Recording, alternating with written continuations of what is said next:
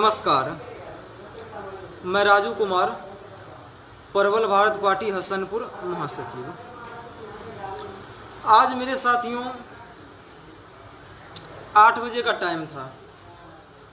8 बजे आप लोगों के बीच आने का हमने वादा किया था, लेकिन नव भारत न्यूज़ से कनेक्टिविटी करने के दौरान कुछ विलम्ब हो गया। इस विलम्ब के लिए हम आपसे माफ़ी चाहते हैं। नेटवर्किंग प्रॉब्लम था, इस वजह से कनेक्टिविटी हो नहीं पाया, इस वजह से थोड़ी लेट हो गया। इसके लिए हम लोग आपसे माफ़ी चाहते हैं। आज हिंदी पत्रकारिता दिवस है। मेरे साथियों, आज ही के दिन 30 मई को हिंदी पत्रकारिता का गठन हुआ था। इसलिए हमारे देश के जितने भी पत्रकार हैं उसको हम धन्यवाद करते हैं, तहे दिल से आभार व्यक्त करते हैं। पत्रकार लोकतंत्र की चौथी सबसे बड़ी शक्ति है। लेकिन मेरे साथियों, आज के दौर में जिस प्रकार से पत्रकार को डराया जाता है, अपने धन बल से, अपने शक्ति से, जिस प्रकार से पत्रकार को दबाया जाता है, उसे डराया जाता है, ये बहुत ही दुखद है। ये बहुत ही दुखद है साथियों। पत्रकार के साथ किसी भी प्रकार के धमकी या उसके साथ जोर जबरदस्ती, उसको धमकाना, डराना, ये एक बहुत बड़ी अपराध है। और ऐसे आदमी की, चाहे उसकी पहुंच जितनी भी हो, ऐसे आदमी की सख्त से सख्त सजा हो। मेरे साथियों, आज हमने शासन और प्रशासन से बहुत उम्मीद रखा था। हम अपने हसनपुर की जनता को हम कहा करता था, फ़ोन पे भी कहा करता था, फेसबुक लाइव के माध्यम से भी कहा करता था कि आपको किसी भी चीज़ की ज़रूरत पड़े, आपको पुलिस की ज़रूरत पड़े, हमें फ़ोन कीजिएगा। हमारे हसनपुर थाना बहुत अच्छे ढंग से काम करते हैं, हम आपको पुलिस पहुंचाएंगे। लेकिन आज हसनपुर थाना के बड़ा बाबू ने मेरा फ़ोन नहीं उठाया। इससे हम बहुत आहत हुए।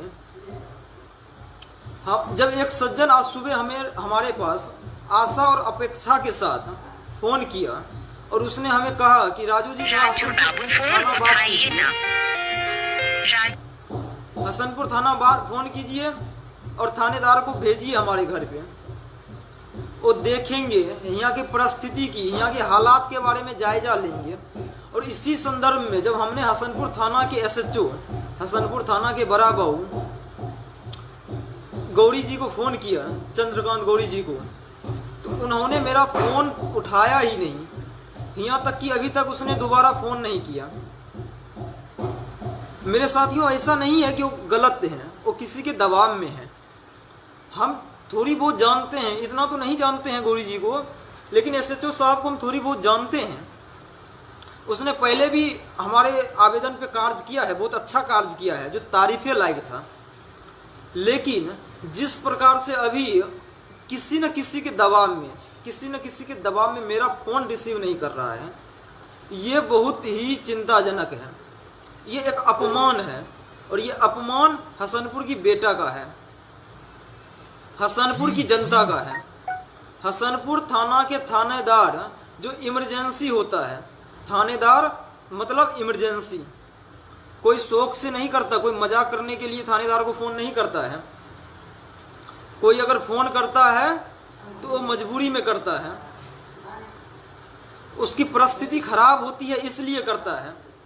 और इसी आशा के साथ जब हमारे पास फ़ोन किया था एक सज्जन डॉक्टर साहब ने, और उनकी शिकायत को लेकर के जब हसनपुर थाना में हमने फ़ोन किया, हमारा फ़ोन नहीं उठाया गया, और इस बात का 12 घंटा हो गया, अभी तक थानेदार का फ़ोन नहीं आया।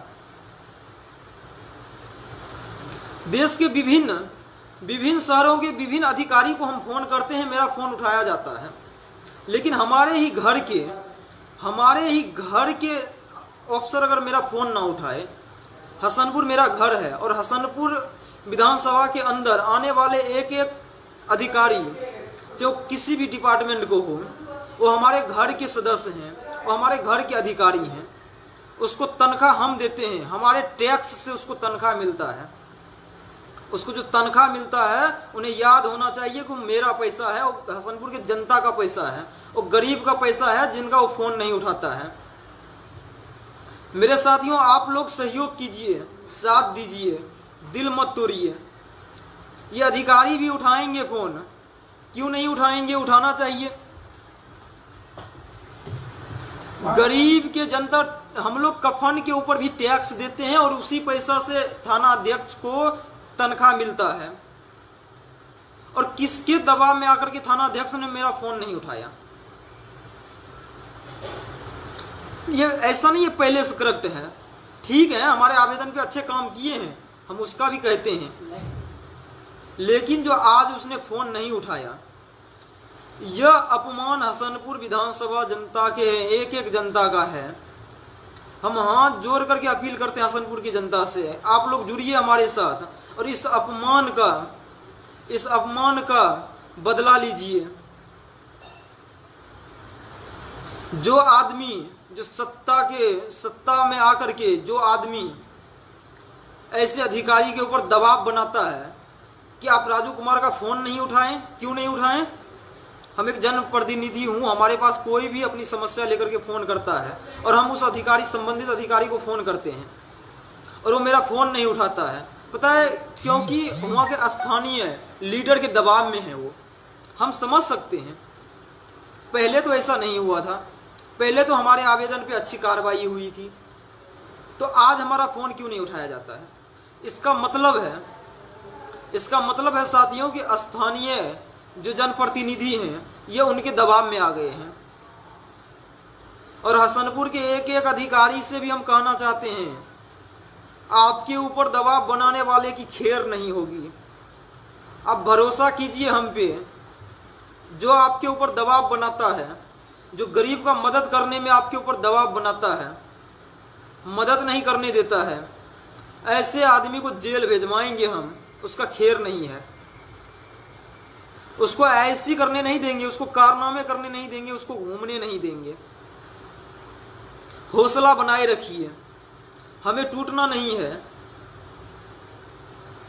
हमें जुड़ना है और जोड़ना है, हर एक एक सदस्य को जोड़ना है। और यह बात हम आप लोगों से अपील करते हैं, जितने भी हसनपुर की जनता और बिहार के अन्य जनता देख रहे हैं, हम उनसे अपील करते हैं, जन जन को बताएं कि हसनपुर के बेटा के साथ नाइंसाफी हुआ है, उसका मजाक हो गया है। एक अधिकारी ने उसका फोन नहीं उठाया, वो अधिकारी नहीं उठाया जिसका तनख्वाह आप देते हैं। आपके कफन के ऊपर जो टैक्स दिए जाते हैं, उस पैसा से उस अधिकारी को तनख्वाह मिलता है, उसको घूमने के लिए गाड़ी मिलता है, उसके गाड़ी में पेट्रोल भराया जाता है, उसको पहनने के लिए वर्दी मिलता है, पाँव में जूते मिलते हैं। और गरीब आदमी के साथ मजाक नहीं है तो और क्या है? गरीब आदमी के साथ मजाक नहीं है तो क्या है? हम किसी समस्या के लिए अधिकारी को फोन करें। मेरे साथियों, आप लोग विश्वास नहीं कीजिएगा, हम देश के विभिन्न अधिकारी को फोन किए हैं, मेरा फोन रिसीव हुआ है, मेरे फोन पे काम हुआ है। अगर किसी कारणवश कोई अधिकारी अगर फोन रिसीव नहीं कर पाया तो मुझे फोन किया है दोबारा, हाँ सर राजू जी फोन आया था, आपका क्या काम है? और थानेदार नहीं फोन कर रहा है, जबकि थानेदार को तो एक मिस कॉल पे फोन करना चाहिए। करना चाहिए कि नहीं करना चाहिए? इमरजेंसी सेवा होती है, कहीं पे दंगे हो रहा हो, कहीं पे फसाद हो रहा हो, कहीं पे तनाव होता हो, तो लोग किसको फोन करेगा? पुलिस को ही फोन करेगा, थाना अध्यक्ष को ही फोन करेगा। और वो थाना अध्यक्ष फोन ना उठाए तो क्या करेगा? लोग दंगे तो हो गए, और इसका जिम्मेदारी किसकी होगी? मेरा वीडियो और आपके हसनपुर में नहीं चलता है, आप दबाव में मत आइए। आज पत्रकार दिवस है, पत्रकार के बलिदान सुनहरे अक्षर में लिखे जाते हैं। हम आपको पैसा नहीं दे सकते हैं, मेरे पास पैसा नहीं है, लेकिन एक अच्छी व्यवस्था जरूर दे सकते हैं। आज जो भद्दा मजाक मेरे साथ हुआ था, किसी पत्रकार के साथ भी हो सकता है, ये हसनपुर के किसी भी आम जनता के साथ भी हो सकता है, बिहार के आम जनता के साथ भी हो सकता है, और होता है मेरे साथियों। हम पत्रकार बंधु से भी अपील करते हैं, आप डरिए मत, आइए हम एकजुट होंगे, हमको जेल जाना पड़े जेल जाएंगे, हमको जो करना पड़े करेंगे, डरेंगे नहीं। जरूरत पड़े तो बलिदान भी देना पड़ेगा, देंगे। हमारे भाई शहीद होते हैं ना, हमारे भाई बलिदान अपना देते हैं ना सरहद पे, हम लोग अपने देश के अंदर भी देंगे, जरूरत पड़े तो देंगे, क्यों नहीं देंगे। समाज की भला के लिए, देश की उन्नति के लिए हम जैसे जनप्रतिनिधि को आगे आना पड़ेगा, आप जैसे पत्रकार को आगे आना पड़ेगा, और लोभ लालच छोड़ करके अपराधी के खिलाफ सख्त शब्दों में बोलना पड़ेगा। इस घुसखोर दलाल से मत डरिए, आप अपने अंदर की ऊर्जा को जगाइए। पत्रकार किसी से डरने वाला नहीं है, पत्रकार किसी से नहीं डर सकता है, कभी नहीं डर सकता है। आप लोग आइए, साथ जुड़िए, और जो भी सरकार की कमियां हैं उसको जनता के समक्ष रखिए। सिर्फ कोरोना का मत दिखाइए, जरूरी है कोरोना का दिखाना, अपडेट दिखाइए, 2 घंटा लीजिए, 4 घंटा लीजिए। आज हम कई चैनल पे देख रहे हैं 24 घंटा सिर्फ कोरोना अपडेट चलता है। देश में कितने आदमी भूख से मर गए इस पे कोई डिबेट नहीं हो रही है। कई चैनल कर भी रहे हैं, जो कर रहे हैं उसे मेरा सैल्यूट, और जो नहीं कर रहा है उससे हाथ जोड़ करके विनती करते हैं वो करें। और हसनपुर की जनता जागिए, जागिए और हमारा साथ दीजिए। हम आपको भरोसा दिलाते हैं कि जो मजाक आज हसनपुर की जनता के साथ हो रहा है वो नहीं होने देंगे। अगर प्रबल भारत पार्टी की सरकार आई तो आपको थाने में फोन करने की आवश्यकता नहीं पड़ेगी। हम हरियाणा में एक चीज सिस्टम देखे हैं मेरे साथियों, मुझे बहुत अच्छा लगा।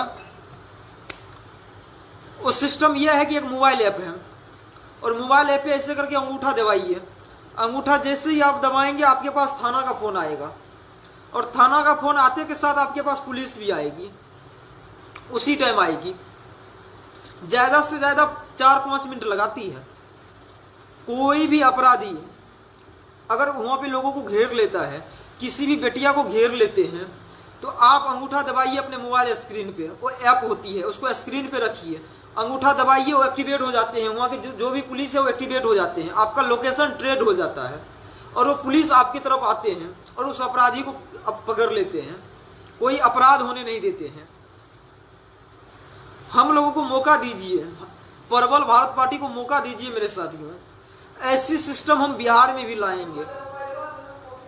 बिहार के अंतिम पैदान में जो आदमी हैं, दलित हैं, पिछड़े हैं, गरीब हैं, उसको कोई अगर सताए तरपाए उसको थाना नहीं जाना पड़ेगा। अपने मोबाइल पे ऐप रहेगा, उस पर अंगूठा दबाएगा। और हमारे बात से कोई अगर लगता होगा कि हम झूठ बोल रहे हैं तो आप प्ले स्टोर में जाके जांच कर सकते हैं। दुर्गा ऐप नाम से ऐप है, दुर्गा ऐप है, FIR नाम से भी ऐप है। अगर किसी सज्जन को लगता हो कि हम मजाक कर रहे हैं, झूठ बोल रहे हैं, तो जाके प्ले स्टोर में जाके चेक कर सकते हैं।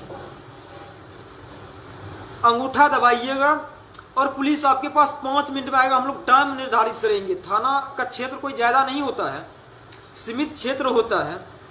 ज्यादा होता होगा तो उसका 7 किलोमीटर 8 किलोमीटर की दायरे चारों तरफ होता होगा थाना से। और इसमें अगर पुलिस वाले चाहे तो 5 मिनट में थाना में भी रहेगा तो पहुंच सकता है। हम लोग एक सिस्टम बनाएंगे, जब आप मोबाइल पे अंगूठा दबाइएगा पुलिस हेल्प के लिए, उसका लेगो हेल्प के नाम से होगा। जब उस पर अंगूठा दबाइएगा पुलिस आपके पास 5 मिनट में पहुंचेगा। अगर 6ठा मिनट हो गया और आपकी तरफ से कंप्लेंट चल गया, हमें हसनपुर में एक ऑफिस बनाएंगे, उसका टोल फ्री नंबर जारी करेंगे। उस टोल फ्री नंबर पे अगर आपने शिकायत किया कि हमारे शिकायत पे पुलिस 6ठे मिनट में आया है, तो उस पुलिस थाने के ऊपर कारण बताओ नोटिस जारी होगा। और कारण बताओ नोटिस जारी होने के बाद थाना अध्यक्ष को 24 घंटे के अंदर जवाब देना पड़ेगा उस अधिकारी को कि 6ठा मिनट क्यों लग गया, कैसे लग गया 6ठा मिनट। और ये हो सकता है मेरे साथियों, संभव है, हो सकता है। लेकिन हमारे जो नेता हैं करना नहीं चाहते हैं, सोचते हैं कि सबसे पहले केस उसी पे होगा। अरे हम जैसे ईमानदार हो तब तो करे। ये कारनामे करने वाले हैं, सोचते हैं कारनामे करेंगे तो अंगूठा दबाएगा तो सबसे पहले पुलिस हम ही को पकड़ने आएगा। ये डरपोक क्या करेंगे? यह कुछ नहीं कर सकता है, यह आप कर सकते हैं, आपके हाथ में है। आप शिकायत करते हैं, ये नेता कुछ नहीं करता है। आप जाति के नाम पे वोट मत दीजिए। जब इलेक्शन आता है तो नाम पे वोट दीजिए। कोई जादव है तो जादव को वोट देंगे, कुर्मी है कुर्मी को देंगे, कोई कोयरी समाज के महतो समाज के हैं तो उसी को वोट देंगे। ऐसी व्यवस्था को हटाइए। अगर आज बिहार में इंडस्ट्री नहीं है, भ्रष्ट कानून व्यवस्था है, आज बिहार के थाना अध्यक्ष एक जनप्रतिनिधि का फोन नहीं उठा रहा है, तो इस सब का जिम्मेदार आप हैं। आपने एक अच्छी सिस्टम नहीं दिए हैं, इसलिए हो रहा है। अगर आप अच्छी सिस्टम देंगे, अच्छे नेता को चुनेंगे, योग्यता के आधार पे चुनेंगे, तो यही थाना अध्यक्ष आपके फोन पे आपके पास आएगा। और आना पड़ेगा मेरे साथियों। क्यों नहीं आएगा? कोई मुझे ये तो बताइए क्यों नहीं आएगा? आपके पैसे से इनको तनख्वाह दिया जाता है। जो गवर्नमेंट तनख्वाह देती है ये आपका पैसा है। आप कफन पे भी टैक्स देते हो। जब घर में कोई बुजुर्ग मर जाते हैं, उसके लिए जब हम लोग कफन खरीदने के लिए जाते हैं तो उस कफन पे भी सरकार टैक्स लेती है। और इसलिए लेती है ताकि हमको अच्छी सड़क दे, हमको रोजगार दे, हमको मकान दे, हमको अच्छी लॉ ऑर्डर दे, कानून व्यवस्था दे। अगर यह चीज सरकार देने में नाकामयाब है तो टैक्स किस बात की? क्यों टैक्स? टैक्स भी लेंगे और ये भी नहीं देंगे तो आपको सत्ता से हम लोग निकालेंगे। निकालिएगा ना मेरे साथियों, जरूर निकालना है। भैया भाभी देवर की सरकार 30 साल चले और अब देवर तैयार हैं, भतीजबू भी तैयार हैं। अब भैया भाभी देवर के बाद भतीजा ना आए, इसलिए आप लोगों को सजग रहना पड़ेगा। आज लोग एक गोपालगंज में एक मर्डर का विरोध कर रहे हैं। हम लोग फोटो देखे थे फेसबुक पे, वो विधायक को हाथ मिला रहा था विधायक से। कब क्या बोलेंगे, कब क्या करेंगे, इन लोगों का कुछ है ही नहीं, कोई करैक्टर ही नहीं है। ऐसा नेता होता है। बीजेपी के साथ चले गए तो लालू चारा चोर है, और लालू के साथ चले आए तो मंगल राज है। वो बीजेपी हो गया बड़का झूठा पार्टी। किसी तो एक रास्ता पे रहिए मेरे साथियों। इस दल बदलू से, जो सत्ता के लिए दल बदलता हो, ऐसे आदमी से हमें और आपको सजग रहना है, सतर्क रहना है। फिर किसी बहकावे में नहीं आना है मेरे साथियों। एक बार हम लोगों को मौका दीजिए, प्रबल भारत पार्टी को मौका दीजिए। हम तनख्वाह भी नहीं लेंगे। हम विधायक को मिलने वाले 3 से 4 लाख रुपया जो मिलता है उसकी सारी चीज में, मोबाइल खर्चा से लेके तनख्वाह, गाड़ी बंगला से लेकर के सारी चीज में, उस पैसा से भी हम लोग गरीब कल्याण योजना चलाने वाले हैं। हमको नहीं चाहिए, हमको प्लेन में नहीं घूमना है। हम अपनी जनता को प्लेन में घुमाएंगे। हमको तनख्वाह नहीं चाहिए, हम अपनी जनता को हसनपुर में भी अच्छी नौकरी और अच्छी तनख्वाह देंगे। हम क्या करेंगे? हमको तो 2 टाइम रोटी सर मिल गया बहुत है। हमको क्या, हम तो अगर इस बार जीते अगली बार हार भी गए तो मजदूरी करके खा लेंगे। इस नेता लोग को न टेंशन है कि एक बार जीते अगली बार नहीं जीतेंगे तो मेरा गुजर बसर कैसे होगा, तो पूरा उम्र का एक बार कमा के रख लेते हैं। बीवी बच्चा जो बड़े बड़े मॉल में शॉपिंग करने जाते हैं, इनको ना दिक्कत है, डकैती करके सब घर में रख लेते हैं। हमको कोई आवश्यकता नहीं है। हमारी बीवी बच्चे नहीं जाते हैं बड़े बड़े मॉल में, और कभी जाएंगे भी नहीं। हमारे तो, हम और हमारे जो परिवार हैं, हम लोग नमक रोटी भी खा लेंगे। हम लोग मजदूरी करके खा सकते हैं। अगर 2025 में हम नहीं जीत पाए तो हम खा लेंगे। ऐसा नहीं कि हम 2020 में जीते तो हम पूरी उम्र के लिए इकट्ठा करके रखेंगे, हमको नहीं रखना है। बस आप लोग मौका दीजिए। और जो आज हसनपुर क्षेत्र के बहुत से अधिक लोगों को निराशा लगी होगी जब हमने बताया कि हसनपुर थाना के थाना अध्यक्ष ने मेरा फोन नहीं उठाया, बहुत लोग निराशा हुए थे। लेकिन आप चिंता मत कीजिए, थानेदार साहब अच्छे आदमी हैं, उठाएंगे। सत्ता का दबाव है, कोई बात नहीं, ये दबाव हट जाएगी। आप सत्ता को ही हटा दीजिए, दबाव डालने वाले को ही हटा दीजिए। फोन उठाएंगे क्या, आपके एक अंगूठा पे आपके घर पे रहेंगे। एक अंगूठा सिर्फ दबाइएगा ना, आपके घर पहुंच जाएंगे। और फोन नहीं उठाएंगे ऐसा तो हमको लगता है कभी नहीं होगा, ये तो हम लिख के देते हैं। और मेरे साथियों, जो हम कहते हैं ना कि हम तनख्वाह नहीं लेंगे, हम विधायक को मिलने वाली 3-4 लाख रुपया जो है उससे गरीब कल्याण योजना चलाएंगे। ये हम सिर्फ फेसबुक से नहीं कह रहे हैं, हम टीवी में नहीं कह रहे हैं, यह हम स्टाम्प पेपर पे लिख के देंगे और हसनपुर के जनता को, एक एक जनता को लिख के देंगे। जब हमारा नॉमिनेशन होगा उसके बाद हमारे जो कार्यकर्ता हैं, यह कार्यकर्ता का जिम्मेदारी होगा कि घर घर जा करके हमारा स्टाम्प पेपर दें, हर लोगों को दें, ताकि वो लोग को भी पता चल सके कि राजू कुमार तनख्वाह नहीं लेगा, राजू कुमार हेलीकॉप्टर में नहीं घूमेंगे, राजू कुमार कोई विधायक की मिलने वाली सुविधा नहीं लेंगे, राजू कुमार हेलीकॉप्टर में नहीं घूमेंगे, राजू कुमार के घर में एसी नहीं होगा। हम आज आप लिख के रख लीजिए मेरे साथियों, हमारे घर में ना अभी एसी है ना कभी रहेगा। हम तो इस प्रकार के पंखे में ही काम चलाएंगे। आप हमको अगर मौका दीजिएगा, प्रबल भारत पार्टी की सरकार आएगी तो भी हम कभी फेसबुक लाइव से माध्यम से हम लोग आप लोगों के साथ चर्चा करेंगे। तो ऐसा ही मेरे पीछे पंखा होगा, एसी नहीं होगा, कभी नहीं होगा, कभी हम लगाएंगे ही नहीं एसी। वो पैसा बचा के हम आपके लिए अच्छा स्वास्थ्य के लिए एम्बुलेंस, आपके लिए दवा दारू की व्यवस्था करेंगे।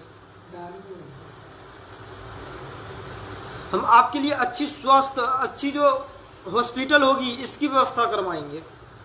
आपकी बेटियां, अगर आप गरीब परिवार से हैं, आप अपनी बेटिया की शादी नहीं करवा सकते हैं, तो हम उस पैसा से आपकी बेटिया की शादी करवाएंगे, पक्का करवाएंगे। मैं एक मजदूर परिवार से आते हैं, हमारे माता पिता ने बहुत संघर्ष किया है, हम संघर्ष करना जानते हैं।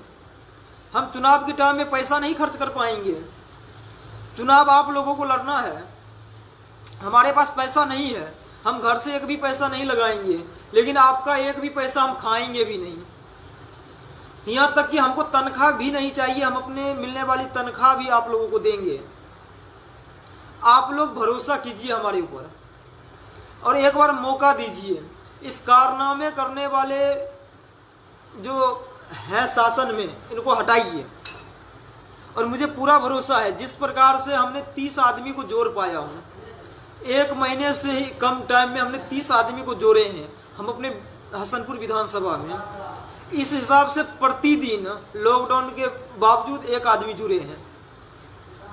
हमको आशा और अपेक्षा है कि अब ये 30 आदमी अगर एक एक आदमी को जोड़ेंगे, हमने अकेला 30 दिन में 30 आदमी जोड़े और ये 30 आदमी एक दिन में एक एक आदमी जोड़ेंगे तो डेली 30 आदमी जुटेंगे। अगले 1 महीना में हसनपुर के हर गांव में हमारा सदस्य होगा, हर गांव में होगा, हर वार्ड में होगा। और वो लोग घबराए नहीं। और हमारे पत्रकार मित्र डरे नहीं, कुछ नहीं करेंगे। ये क्या दबाव बनाएंगे, कुछ दिन का मेहमान है, इनको चक्की पीसना है जीवन भर। कई अपराधी पीस रहे हैं ना, जब वो अपराधी भी जब उसका चल रहा होगा ना, तो उसको भी लगता होगा कि मैं ही हूं जो हूं। उसको यह लगता होगा कभी हम ही हैं जो हैं, लेकिन आज चक्की पीस रहा है ना। इसी प्रकार से इनको लगता है कि यही जो है लेकिन यह भी चक्की पीसेंगे। पीसना पड़ेगा मेरे साथियों, जो घटोला किए हो पीसना तो पड़ेगा ही पड़ेगा। गुजारा नहीं है, बुढ़ापा तो जेल में ही कटेगा। हमको पहचान लीजिए, जितना दबाव बनाना है बना लीजिए, जितना डराना है डरा लीजिए। बुढ़ापा जेल में गुजारने का भी तैयारी कर लीजिए। जवानी है खूब कारनामे कीजिए। जनता का जितना पैसा, हम लोग पता नहीं सत्य है कि नहीं है, हम लोगों को मैसेज आ रहा था, प्रदीप जी कर रहे थे मैसेज शायद, कि पंचायत में मास तक नहीं बढ़ रहा है। कहाँ जा रहा है मेरे साथियों पैसा? खूब इकट्ठा कर लीजिए, जमानत करवाने में काम आएगा।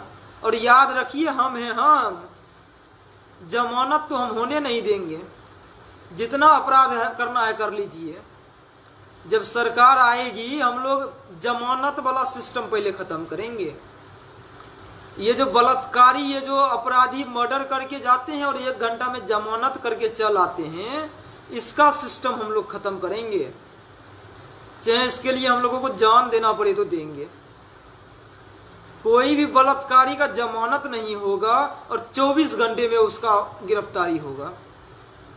हम लोग एक सीआईडी का गठन करेंगे, उसका नाम होगा स्पेशल सीआईडी। वो स्पेशल केस का इन्वेस्टिगेशन करेगा। जिस प्रकार से मर्डर होता है और बलात्कार होता है, उनको सिर्फ ये 2 कार्य के लिए चुना जाएगा। इसको पुलिसिया विभाग से अलग रखा जाएगा। जरूरत पड़ने पे पुलिस कुछ इन्वेस्टिगेशन करेंगे, लेकिन इसको अंजाम तक पहुंचाने के लिए स्पेशल सीआईडी का गठन किया जाएगा। उस सीआईडी का गठन होगा जब किसी भी व्यक्ति के ऊपर हत्या का आरोप लगता है, उसका निष्पक्ष जांच, और वो भी 30 दिन के भीतर करें। केस चलता रहता है, तारीख चलता रहता है, किसी का बेटा मर गया, खेत बेच बेच के तारीख कर रहा है, ऐसा नहीं होगा। केस करने वाले आदमी को मुफ्त में वकील मिलना चाहिए। मिलना चाहिए कि नहीं मिलना चाहिए मेरे साथियों, आप लोग जवाब दीजिए। किसी का बेटे का हत्या हो गया, ऊपर से उनके पास पैसा नहीं है तो वो खेत बेच के केस लड़े, ये इंसाफ है क्या? बेटा का बेटा गया, ऊपर से केस लड़ रहा है, महीनों तक तारीख चल रही है, हत्यारा जमानत करके घर आ रहा है। ये इससे विकास नहीं हो सकता। किसी भी आदमी के ऊपर हत्या और बलात्कार के आरोप लगते हैं, 30 दिन के भीतर इन्वेस्टिगेशन करें। अगर आरोप सत्य पाया गया तो उसकी जमानत नहीं होगी, वो पूरा सजा काट के ही बाहर आएगा। ऐसा व्यवस्था होना चाहिए। अगर आरोप उस पर सिद्ध नहीं हुआ तो उनको मुआवजा भी मिले। कोई निर्दोष आदमी को अगर फंसाया जाता है, इसका भी प्रावधान करें हम लोग। किसी भी निर्दोष आदमी को अगर फंसाया गया तो उसका प्रावधान करें। तो उसका अगर 1 महीना इन्वेस्टिगेशन में हरासमेंट हुआ है तो उतना जितना पैसा वो कमा सकता है 1 महीने में, उतना पैसा उसको दे। उसका न्यूज विज्ञापन छापे अखबार में, लोगों को बताएं कि इनके ऊपर गलत आरोप था, ये सही सज्जन है, इसने कोई अपराध नहीं किया था, जांच में इनके ऊपर कोई अपराध सिद्ध नहीं हुआ। इसलिए यह प्रशासन का काम है, शासन और प्रशासन का काम है। हमारे यहाँ तो सर कोई आरोप, किसी पे नाजायज आरोप लग जाए, कोई अपराध नहीं किया होता है ना, उसको यह साबित करने में सालों लग जाता है कि हम निर्दोष हैं। ऐसे काम चलेगा? आपके ऊपर कोई आरोप लग गया कि आपने अपराध किए और सच में आप किए नहीं हैं, तो आपको सालों साल लग जाता है यह साबित करने में कि आप निर्दोष हैं। उसके बाद आपके पास मिलता क्या है? आपकी कैरेक्टर खराब हो जाती है, बदनामी होती है, सारा चीज हो जाता है, सारा खिस्सा खत्म हो जाता है। इसलिए हम आप लोगों से भी अपील करते हैं, इसके लिए एक सिस्टम बनाइए। अगर आरोप सिद्ध नहीं हुआ तो मुआवजा तो मिलना है। अगर आप 1 महीने में 50,000 रुपये कमा सकते हैं, 20,000 कमा सकते हैं, जितना कमा सकते हैं उतना पैसा मिले, सभी न्यूज पे चले, आपका फोटो लगे, आपका बयान चले उस पे कि किस तरह आपको फंसाया गया है और जिस अपराध में आपको फंसाया गया है और जिसने फंसाया है उसके ऊपर उसी अपराध में केस दर्ज हो। और पूरी सजा काट के ही वो बाहर आए, इसमें भी जमानत नहीं होने का प्रावधान होना चाहिए। देश में बहुत ऐसे सिस्टम हैं, और खास करके अगर कोई जनप्रतिनिधि है उनके ऊपर तो डबल लगना चाहिए। हम जनप्रतिनिधि अपने आप को कहते हैं, हम अपने आप को समाज सेवक कहते हैं। अगर मेरे ऊपर कोई हत्या का आरोप लगता है, अगर आरोप सिद्ध होता है, तो हमें तो डबल सजा मिलनी चाहिए, क्योंकि वो एक किसी व्यक्ति का खून ही नहीं, जनता के विश्वास का भी खून हुआ होता है। तो 2 खून हुआ ना, इसलिए उसके ऊपर डबल मर्डर का केस चले ना।